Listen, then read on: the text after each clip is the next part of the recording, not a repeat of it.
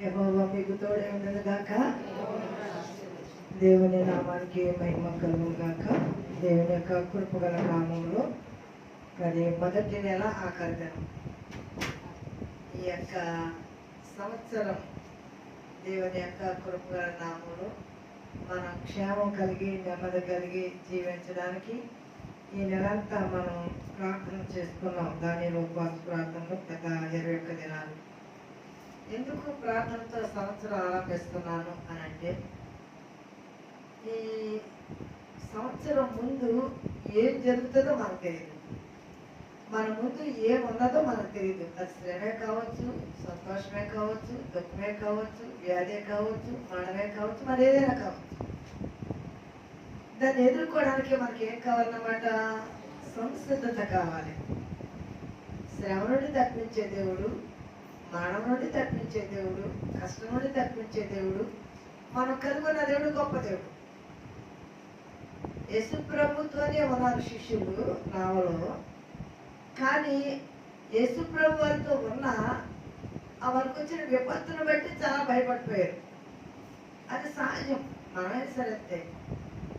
కానీ మన విశ్వాసం ఎంత గొప్పగా ఉండాలంటే, మునిగిపోతే యేసు ప్రభుతో మునిగిపోతాం, తేలితే యేసు ప్రభుతో తేలుతాం. ఎందుకంటే ఆయన మాతో ఉన్నారు, మా నావలో ఉన్నారు. ఏం జరిగినా మనతో ఆయన కూడా అదే జరుగుతుంది కదా అనే విశ్వాసం ఉంటే వాళ్ళు కంగారు పడేవారు కాదు. కానీ మానవ నైజం కంగారు పడిపోయారు. అప్పుడు ప్రభు లేచి వారిని గద్దించి, గాలిని గద్దించారు, సముద్రాన్ని గద్దించారు, శిష్యుని గద్దించారు. ఎందుకనంటే సంఘము విశ్వాసంలో స్థిరపడాలి, సంఘము ఆత్మీయంగా బలపడాలి, సంఘాన్ని బలపరిచే సంఘ కాపర్లు మొదట స్థిరంగా ఉండాలి. అందుకని శిష్యులు అనేక పర్యాయాలు అద్భుతాలు చేస్తూ వారిని గద్దిస్తూ సరిచేస్తూ వచ్చేవారు.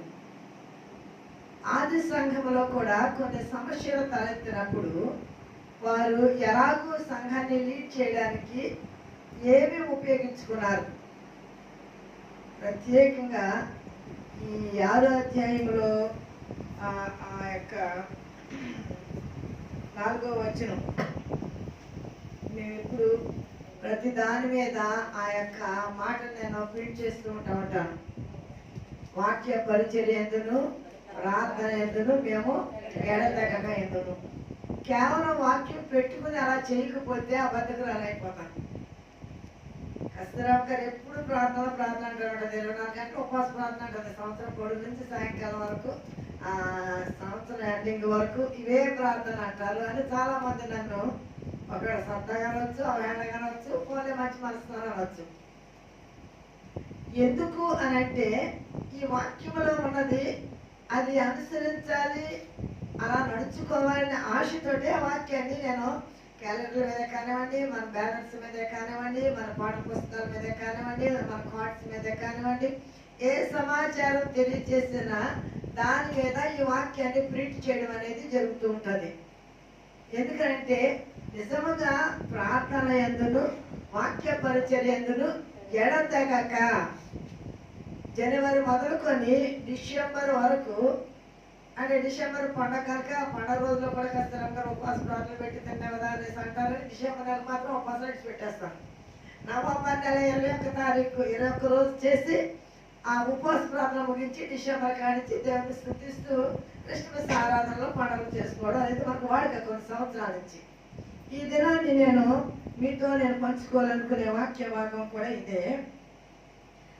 మేము ప్రార్థన ఎందును, వాక్య పరిచర్య ఎందును ఎడతెగక ఉందుము. ఈ మాట చెప్పే ముందు అక్కడ పరిస్థితి ఏంటనేది, ఆది సంఘములో ఉన్న సమస్యలు కొన్ని మనం ఆలోచన చేద్దాం. ఆది సంఘము అంతా విడిచిపెట్టేసి వారందరూ వారికి ఉన్నది అమ్మి అపోస్తలుల పాదాల దగ్గర పెట్టి సమిష్టిగా ఉన్నారు. మేమంతా మీతోనే ఉంటామని. మంచిది, దేవుని నమ్మొచ్చారు, సంఘాన్ని నమ్మొచ్చారు, సేవకులు నమ్మొచ్చారు, అపోస్తలులు నమ్మొచ్చారు, చాలా సంతోషం. సంఘము అభివృద్ధి చెందుతుంది, సంఖ్యలో విస్తరిస్తుంది. వీళ్ళు సమస్యలు ఆరంభమైంది. ఏంటి సమస్య అనంటే, అన్ని చోట్ల సమస్య ఎక్కడనంటే భోజనాల దగ్గరే కదండి. వాళ్ళ ముందు తిన్నారు, మేము ఎలా తిన్నాం, వాళ్ళకి ఎక్కువ వేసారు, మాకు తక్కువ వేసారు. వాళ్ళ ముందు గంతులో ఉన్నారు, వాళ్ళ చుట్టాలు కనుక వాళ్ళకి 2 గంటలు వేసారు, మాకు 1 గంట వేసారు. ఇవి సహజంగా వింటూ ఉంటాం. ఇది ఎక్కడి నుంచి ఆరంభమైందనంటే సంఘంలోంచే ఆరంభమైంది. ఆది సంఘంలోంచే వారు సనుక్కోవడం మొదలుపెట్టారంట. చాలా మంది అలాగే సనుక్కుంటూ ఉంటారు. నేను భోజనం దగ్గరికి వెళ్ళినప్పుడు, అసలు భోజనం దగ్గరికి వెళ్ళినా, మీటింగ్కి వెళ్ళినా వెనక ముందు మాట్లాడేవాళ్ళ మాటలు మనకు వద్దన్నా చెవిలో పడుతూ ఉంటాయి. మనం అసలు భోజనం లేక అక్కడికి వెళ్తున్నామా, ఒకవేళ అక్కడ పరిస్థితులను బట్టి లేకపోయినా దాని గురించి మనం విమర్శించకూడదు అని నేను చెప్తూ ఉంటాను. అందుకే నేను సహజంగా భోజనాలు ఎక్కడ బయట తినడానికి ఇష్టపడను. నా ఇంట్లో కొంచెం పచ్చడి మీద వేసుకుని కొంచెం పెరిగిస్తున్నా నాకు సాటిస్ఫాక్షన్. ఎందుకంటే ఇంచుమించు నేను పలావులు, బిర్యానీలు అన్నీ ఎప్పుడో మానేశాను. ఇంకా పిల్లల కొరకు నువ్వు మానేస్తుంది పక్కన మీద తినడం కనుక మానేస్తా అనొద్దు అని అంటే మా షాకి వాడి మాట కట్టుబడిపోయి నేను మానేద్దాం ఉంటుందని ఆగిపోయాను. ఎందుకంటే పిల్లలు నా ప్రక్కన కూర్చుని తింటారు, నేను తినకపోతే వాళ్ళు ఇబ్బంది పడతారు. అలాగా వాళ్ళ కొరకు జస్ట్ పక్కన కూర్చుని ఏదో ఒకటేరా. ఎందుకంటే భోజనం ముఖ్యం కాదు. ఇది నేను ఈరోజు చెప్పాలి మీకు అనుకుంటున్నాను. ఇన్ని రోజులు ఇప్పుడు 7 నెలలు అయింది నేను భోజనం. భోజనం ముఖ్యం కాదు, మనుషులు రొట్టె వల్ల మాత్రం కాదు, కానీ దేవుని నోటి వచ్చే ప్రతి మాట వలన జీవించు. దేవుని యొక్క మాట మనకు జీవాన్ని ఇస్తుంది, దేవుని యొక్క మాట మనకు శక్తిని ఇస్తుంది, దేవుని యొక్క మాట మనకి బలాన్ని ఇస్తుంది, దేవుని యొక్క మాట మనకి ఆనందాన్ని ఇస్తుంది, దేవుని యొక్క మాట మనకి సమాధానాన్ని ఇస్తుంది, దేవుని యొక్క మాట సంతోషాన్ని ఇస్తుంది. నిజముగా నువ్వు దేవుని మాట వినాలని ఆశ ఉంటే, నిజముగా దేవుని మాట వినడానికి నీవు సిద్ధపడితే, దేవుడు నీతో నిజముగా మాట్లాడితే భూమి మీద ఉన్న దేని మీద మనకి ఏమడుతుందన్నమాట అండి, మనసు ఉండదు. మన మనసు అంతా దేని మీద అండి, ప్రార్థన మీద, పాటల మీద, వాక్యం మీద, సేవ మీద, సహవాసం మీద. ఇదే మన యొక్క ఆశ, ఇదే మన ధ్యాస. ఆది సంఘాన్ని ఆది అపోస్తలులు హెచ్చరిస్తున్నారు. కొన్ని వాక్యాలు దేని యొక్క వాక్యం నుంచి గమనిస్తాం. యోహాను సువార్త 14వ అధ్యాయము 15వ వచనాన్ని చూద్దాం. యేసుక్రీస్తు ప్రభు వారు ఈ లోకములో ఉన్నప్పుడు ఆయన చాలా బోధలు చేశారు, చాలా విషయాలు తెలియచేశారు. యేసు ప్రభుకి సమీపంలో ఉన్న ఒక మంచి శిష్యుడు ఎవరండి, యోహాను. నేను చాలా పర్యాలు మీకు చెప్తూ ఉంటాను. మీరు యోహాను రాసిన 5 పుస్తకాలు కనుక వరుస పెట్టి చదవగలిగితే, 1 యోహాను సువార్త, 2 యోహాను మొదటి పత్రిక, 2వ పత్రిక, 3వ పత్రిక, ప్రకటన గ్రంథం. ఈ 5 పుస్తకాలు యోహాను గారు పరిశుద్ధాత్మ నింపబడి, అందరూ పరిశుద్ధాత్మ అభిషేకంతో నింపబడి రాశారు. యోహాను గారు ప్రత్యేకించి ఈ 5 పుస్తకాల్లో త్రిత్వాన్ని గురించిన సంగతులు ఎక్కువ రాస్తారు. యేసు ప్రభు ఏమైనారు, ఆయన మహిమ ఏమైనది, ఆయన ఎంత గొప్ప దేవుడు అనేది ఆయన రొమ్మును ఆనుకున్న శిష్యుడు, యేసు ప్రేమించిన శిష్యుడు, యేసుతో నడిచిన శిష్యుడు, ఇలాగా చాలా మాటల్లో ఆయనకున్న బిరుదులు.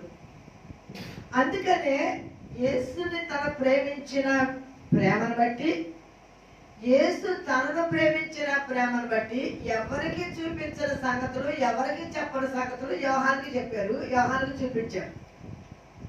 పద్మస్థలంకలో పరవాసిగా ఉండి ఒంటరిగా ఉన్నప్పుడు పరలోకాన్ని తెరిచి పరలోకం సంగతులన్నిటినీ యోహానికి తెలియచేసిన కారణాన్ని బట్టి ఆయన ప్రకటన గ్రంథంలో రాశారు. అంటే ఆయన మనం ప్రేమిస్తే మన ఎడల ఆయన చేసే కార్యం ఎంత గొప్పగో.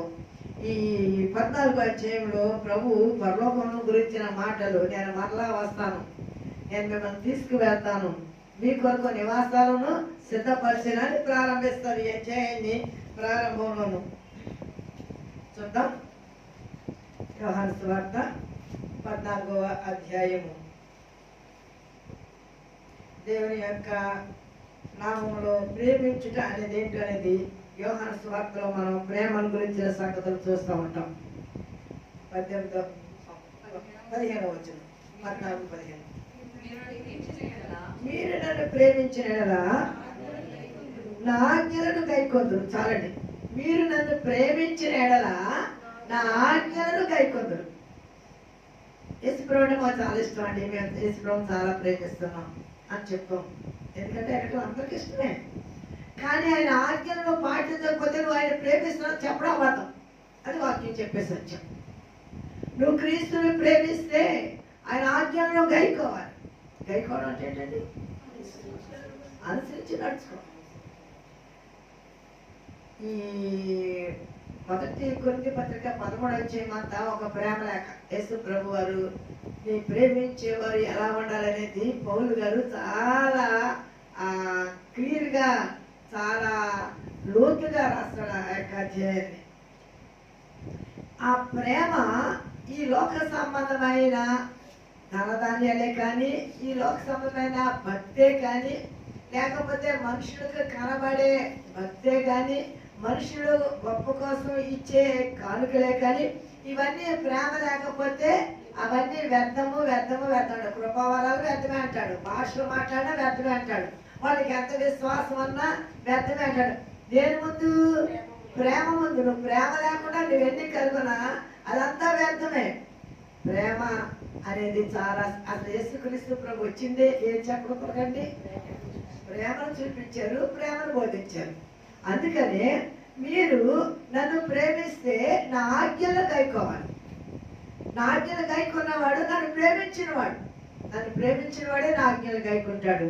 కనుక సంఘాన్ని హెచ్చరిస్తూ చెప్తున్న మాట, మీరు దేవుని ప్రేమించేవారుగా ఉంటే సణుగులు గొడుగులు సంఘములో ఉండవు, ఉండకూడదు. అదే సంఘాన్ని హెచ్చరిస్తూ ప్రభు చెప్తున్న మాటలు పరిశుద్ధాత్మ ద్వారా. 1 కొరింథీ పత్రిక 11వ అధ్యాయము 18వ వచనం చూద్దాం. కొరింథీయులకు రాసిన 1 పత్రిక 11వ అధ్యాయము చదివి సాయం చేసేయండి. మీరు సంఘముగా కూడి ఉన్నప్పుడు, ఇదండి సంఘములో ఏమన్నాయంటండి, సంఘము చాలా అభివృద్ధి చెందిపోయింది. అప్పటికి అధ్యాయము ప్రారంభంలోనే సమస్యలు ఆరంభమైంది. అపోస్తలుల కార్యములు 6వ అధ్యాయంలోనే ఈ సమస్య సంఘంలోంచి ఆరంభమైన ఇది చిలుకు. కొరింథీ పత్రిక 1వ అధ్యాయం వచ్చేటప్పటికి ఇది ఏమైందంటే గాలి తుఫాను అయింది. ఏంటి గాలి తుఫాను అంటే సంఘము ముక్కలైపోయింది. నేను పౌలు వాడను, నేను అపోల్లో వాడను, నేను క్యాపా వాడను, నేను క్రీస్తు వాడను. సంఘము 4 ముక్కలైపోయింది. చిన్నగా ఆరంభమైన సమస్య పెద్ద అయ్యేటప్పటికి అది అధికమైపోయిన కారణాన్ని బట్టి పౌలు సంఘాన్ని దిద్దుతూ మళ్ళా రాస్తాడు. ఏమనంటే మీలో కక్షలు ఉన్నాయని, కక్ష కలిగి ఉన్నారని నేను వింటున్నాను. సంఘం అలా ఉండకూడదు. ఏం కలిగి ఉండాలని? ప్రభు మన కొరకు ప్రాణం పెట్టారు, ప్రేమ కలిగి ఉండాలని. కానీ మనం ప్రేమ కలిగి లేకుండా కక్ష కలిగి ఉంటే, కక్షలు క్రోధాలు ఈ దేవునికి ఇష్టం లేని ఉంటే సంఘము దేవునికి అంగీకారంగా ఉండదు, సంఘం ఎత్తబడదు. మనం ఎంతకాలము భక్తి చేసి దేవుని స్వరాన్ని వినకపోతే, ఎంతకాలం భక్తి చేసి ప్రభు వచ్చినప్పుడు ఎత్తబడకపోతే ఈ భక్తి అంతా వ్యర్థమే. ఏ భక్తి చేయకూడదు? నామక భక్తి వద్దు, అవసరత భక్తి వద్దు, అలవాటు భక్తి వద్దు. భక్తి చేసాం కదా అని వేసి బడికి చదువుకోవాలి కదా అని బడికి వెళ్ళి వాడు ఫెయిల్ అయితే ప్రయోజనం లేదు. భక్తి చేసాం కదా అని గుడికి వెళ్ళి దేవుని స్వరం విని ఎత్తబడకపోతే ప్రయోజనం లేదు. కనుక మన యొక్క భక్తి మనకి ఏం తీసుకురావాలన్నమాటండి? ముక్తిని తీసుకురావాలి. మన భక్తి మనకి జ్ఞానాన్ని తీసుకురావాలి. మన భక్తి మనకు పరివర్తన తీసుకురావాలి. మన భక్తి మనకు పరలోకాన్ని ఇవ్వాలి. అది ముఖ్యం. అది లేని భక్తి ఎంత చేసినా అదంతా వ్యర్థం. యెషయా గ్రంథం 29వ అధ్యాయము 13వ వాక్యం. యెషయా గ్రంథము. ప్రభు ఇలాగ సెలవిచ్చి ఉన్నాడు, ఈ ప్రజలు నోటి మాటతో నా యొద్దకు వచ్చుచున్నారు, పెదవులతో నన్ను గనపరచుచున్నారు గాని తమ హృదయము నాకు దూరముగా చేసుకొని ఉన్నారు. పెదవులతో కనపరుస్తారు. దేవుడు స్తోత్రం, హల్లెలూయా చెప్తున్నాం, పాటలు పాడుతున్నాం, ప్రార్థన చేస్తున్నాం, సాక్ష్యాలు చెప్తున్నాం. దేవుడు మనకు ఏమేమి ఇచ్చారో వాటి గురించి, దేవుడు ఎంత గొప్పవాడో చెప్తున్నాం. మంచిదే, మంచిదే. పెదవులతో చెప్పి మన హృదయం దేవునికి దూరంగా ఉంటే ఈ చెప్పినంత వ్యర్థమే. పెదవులతో ఆరాధిస్తున్నారు, హృదయాన్ని నాకు దూరం. ఆయన ఏం కోరుకున్నాడండి? మన హృదయ సౌందర్యాన్ని కోరుకున్నాడు. ఆయన మన హృదయంలో ఉండడానికి ఇష్టపడుతున్నారు. కనుక నీ హృదయం ఆయనకి అంగీకారంగా లేకపోతే, నీ హృదయంలో పరిశుద్ధత లేకపోతే, నీ హృదయంలో ప్రభు ఉండకపోతే నీ భక్తి అంతా. అందుకని నోటి మాటలతో కాదు, పెదవులతో కాదు, హృదయముతో నన్ను ఆరాధించేవారు ఆత్మతోనూ సత్యముతోనూ ఆరాధించారు. దేవుడు మనల్ని కోరుకునేది సత్యము, యథార్థత, భక్తి, పరిశుద్ధత, ప్రేమ, ఇవి కలిగి మనం ఉండాలి అనేది ప్రభు యొక్క చిత్తం. ఇర్మియా గ్రంథము 12వ ఇర్మియా రాస్తున్నాడు. ఇర్మియా గ్రంథము 12వ అధ్యాయము 2వ వాక్యం. దేవుడు నాటుచున్నాడు కదండి. నాటిన తర్వాత వేరు తన్నుచున్నారు, ఎదిగే ఫలమిచ్చుచున్నారు. వారి నోటికి నీవు సమీపంగా ఉన్నావు కానీ ఇదండి దేవుడు నాటేనండి. ఎంత గొప్ప దేవుడు అంటే, నాటి అంటారు కదండి, నారు పోసాడు నీరు పోయి మాట్లాడని. నారు పోసాడు నీరు పోసాడు కదా, నువ్వు నాటబడ్డావు. నువ్వు నాటబడ్డావు. ఎక్కడికి ఎంత నాటబడ్డావు అంటే, ఏరు లోపల కంటే వెళ్ళింది, చుట్టూ వ్యాపించింది, బలం పుంజుకుంది. ఏరు ఎలా కిందకి వెళ్ళిందో నువ్వు అంత పైకి వెళ్ళావు. చిన్న మొక్కగా నాటబడ్డావు, పెద్ద మొక్క అయ్యావు. మొలక మొక్క అయింది, మొక్క చెట్టు అయింది, చెట్టు వృక్షం అయింది, చాలా ఫలాలు. అమ్మో ఎంత ఆశీర్వాదము! ఫలాలు దేనికి సాదృశ్యం అండి? ఆశీర్వాదం. ఎంత ఆశీర్వాదం! మీ చెట్టు ఎంత కాయలు కనిపిస్తుందండి, ఎంత బాగా ఫలించింది. ఎంత బాగా ఫలించారో లోకంలో ఆశీర్వాదాలు. నువ్వు నాటావు, వేరు తన్నారు, చాలా ఫలించారు. అంటే పైకి కనబడ్డ ఈ ఫలాలన్నీ నోటికి సమీపంగా ఉన్నావు కానీ అంతరంగ ఎక్కడ ఉన్నట్టండి? ఆయనకి దూరంగా ఉన్నాడు. నోటికి దగ్గరగా ఉన్నాడంట, హృదయానికి దూరం. నీకు హృదయానికి దేవుడు దూరంగా ఉంటే నీ నోటి ఫలముల వల్ల ఏ ప్రయోజనము లేదు. మన హృదయము, మన నోరు. హృదయం దేంతో నింపబడి ఉంటుందో నోరు అదే మాట్లాడితే అది దేవుడికి ఇష్టం. అది దేవుడు మనల్ని కోరుకునేది. కనుక అలాంటి పరిశుద్ధత కలిగి ఉండాలని దేవుడు కోరుకున్నాడు. నిర్గమకాండము 18వ అధ్యాయంలో మోషే గారి ద్వారా దేవుడు ధర్మశాస్త్రం వచ్చి ఒక మాట చెప్తున్నారు. 18వ అధ్యాయము 20వ వచనం. ఏమంటే ఎన్ని రాత్రులు తిండి మానేసాడండి? 80 పగలు 80 రాత్రులు. దేనికోసం అండి? ఆయన కట్టడాలను, ఆయన ఆజ్ఞలను వారికి బోధించడం కొరకు. మోషేని 40 సంవత్సరాలు ఐగుప్తు దేశంలో ఫరో ఇంట్లో ఉంచాడు. అన్నిటికనే పెరిగాడు మోషే అక్కడ. ఎందుకు చెప్పిన వాళ్ళు 20 పెట్టండి, సర్పం కదండి. ఆయన కూడా సర్పం ధరించిన కిరీటం ధరించుకునే ఉండేవాడు. అప్పుడు ఆయన కూడా అదే పూజ చేశాడు, కానీ ఆయన తెలియదు. దేవుడు అక్కడ ఎందుకు ఉంచాడు అని అంటే, మోషేతో ఒక పని ఉన్నది దేవుడికి. హెబ్రీడ్గా పెరిగితే అంత జ్ఞానము, అంత చదువు, అంత నడిపింపు, అంత ధైర్యము, అంత త్యాగము ఇవన్నీ వచ్చాయి కాదు. అందుకనే అక్కడ మనం పత్రికలో చూద్దాం, మోషే సకల విద్యా ప్రవీణుడు అని రాయబడి ఉంది. రాజుల కుమారులు అన్ని విద్యలు నేర్చుకుంటారు, అన్ని భాషలు నేర్చుకుంటారు.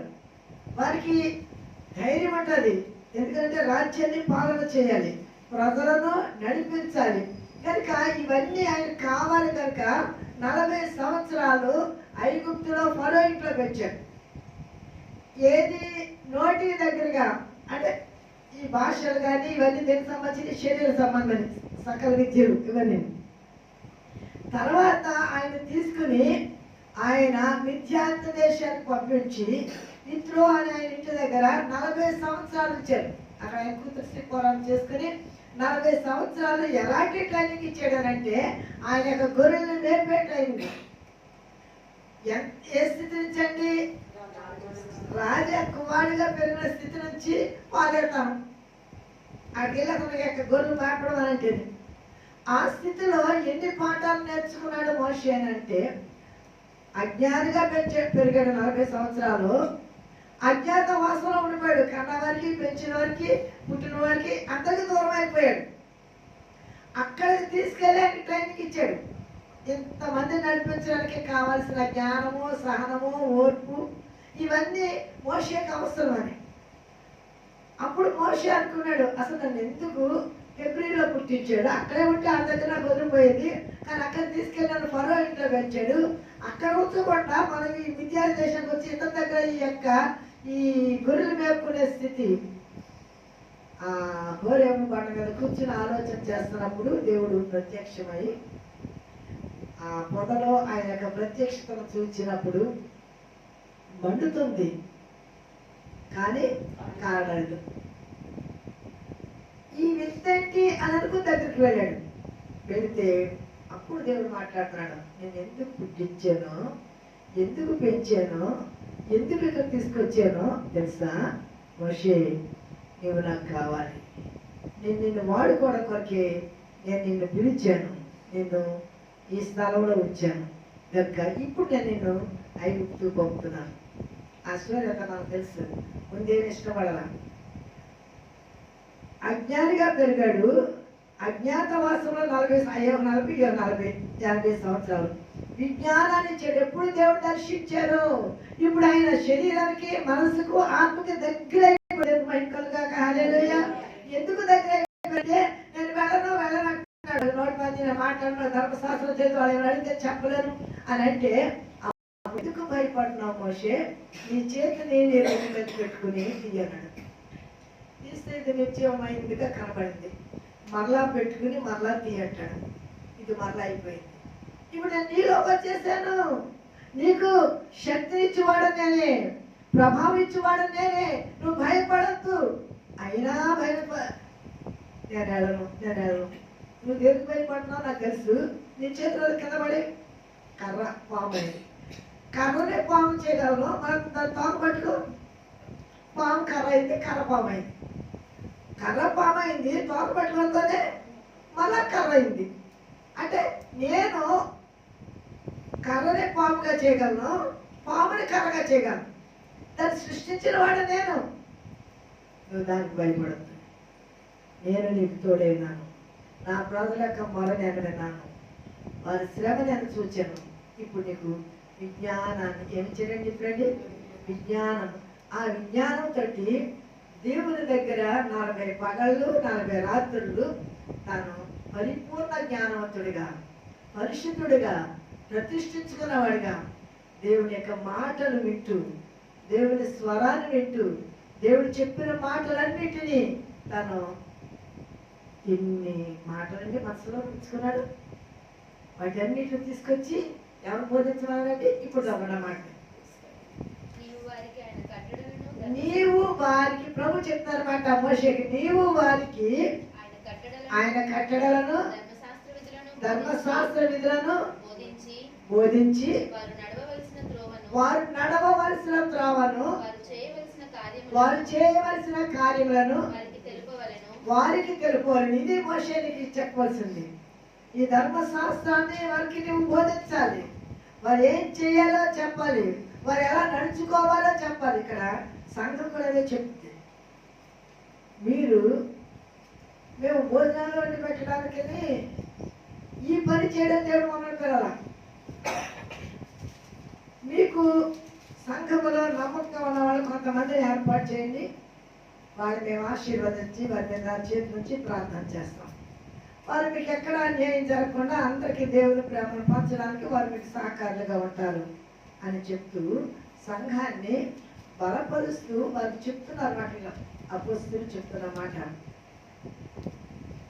ఎవరికి అప్పగించిన పని వారు చేయాలి. దేవుడు మాకు అప్పగించిన పని మేము చేస్తాం. అక్కడ ఆ వాక్యంలో చూస్తాం చక్కటి మాట.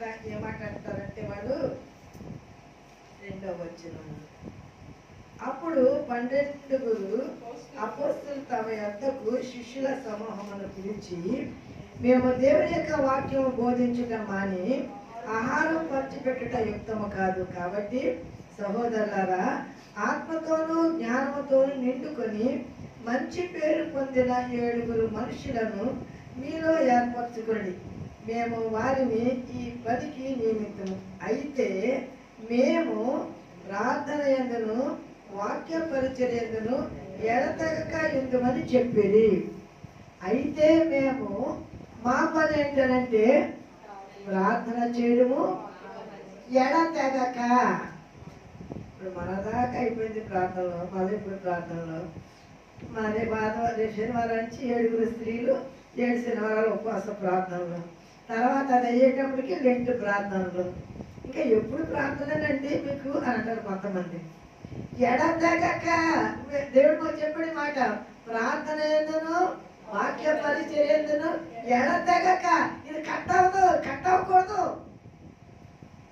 ఎందుకనంటే నీ వాక్యమే నన్ను బ్రతికించెను, బాధలలోనే మదినిచ్చెను.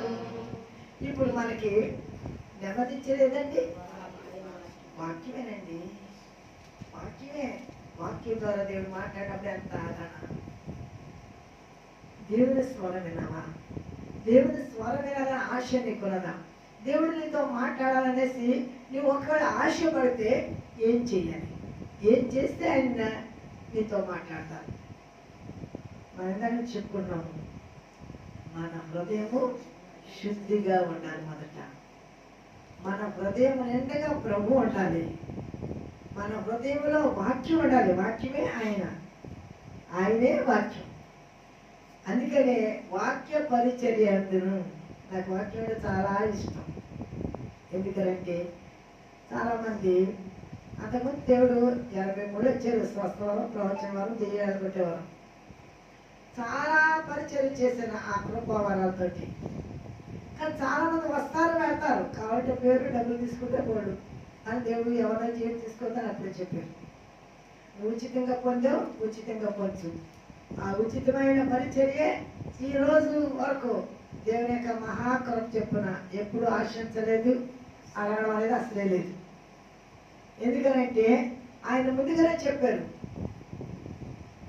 నేను నీకు ఉచితంగా ఇచ్చాను కృపావరాలు, నువ్వు ఉచితంగానే పొందు, పరిచర్య ఉచితంగానే చేయన్నారు. మీకు సువార్త ఉచితంగా పంచడమే నాకు గొప్ప భాగ్యం అంటాడు పౌలు. ఎందుకంటే ఈ వాక్యాలన్నీ బోధిస్తామంటే దాని కనుక ఆ బోధ నన్ను నేను ముందు బోధించుకోలేదని ఇతరులు బోధించే ముందు ఆ వాక్యం చదివటం అది వ్యర్థం కాదు.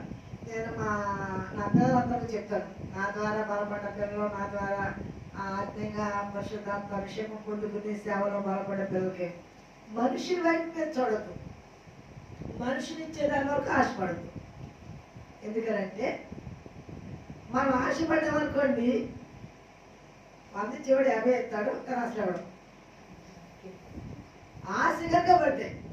కానీ నువ్వు ఆశపడలేదనుకో, దేవుడు 10 మంది 10 ఇస్తే 100 అవుతుంది, 10 మంది 10 100 ఇస్తే 1000 అవుతుంది. కానీ దేవుడు ఒక్కరితోనే 1000 రూపాయలు ఇప్పిస్తాడు, ఒకరితోనే 2000 ఇప్పిస్తాడు, ఒకరితోనే 5000 ఇప్పిస్తాడు, ఒకరితోనే లక్షలు ఇప్పించే దేవుడు మహిమలు కాక. హల్లెలూయా. మన సంఘంలోను, మన చిన్ని సంఘం, నేను ఎవరిని అడగలా, దేవుని సన్నిధిలో ప్రభువారి మందిరం కట్టమన్నారు. కట్టడానికి తగిన ధనం నా దగ్గర లేదు. మీరు ఎలా కట్టించుకుంటారో నాకు తెలియదు. మీరు ఎవరిని అడగొద్దు, అప్పు చేయొద్దు, నేను కట్టిస్తానండి. మాట ఇచ్చిన దేవుడు నమ్మదండి. ఎవరైనా లక్షలు ఎవరు ఇస్తారండి? అడగకుండాను. ఇప్పుడు అడిగితే మాట తీసే లెక్క ఇచ్చేవండి, తెలిసి అడిగిందండి, ఆవిడ ఇప్పుడు మాకు తెలిసి కనుక మాకు అసలు ప్రార్థన చేశారు కనుక మీరు అడిగితే అప్పుడు ఇవ్వకపోతే బాగోదు అని అనుకునే మాట రాకూడదు నా జీవితంలో అనుకున్నాను. ఇంకో విషయం తెలుసండి, రిక్షావాడు మనం దించేటప్పుడు వాడు కొనుక్కుంటూ వచ్చేయడానికి వాడికి ₹1 ఎక్స్ట్రా అమ్ముతాం. ఆడు మామూలుగా తీసుకొని దించేయడానికో ₹1 ఎక్స్ట్రా కనుక ₹2 ఇచ్చి వెళ్ళబాబట్ట. మనోడు కూడా మా మీద దెబ్బలాడనుకో ₹1 అమ్ముతాము. వాడు మౌన గమని పొలమ్మ వేసుకున్నామ్మ అన్నారు అనుకో. ఒక ఆమె వస్తుంది నా దగ్గర,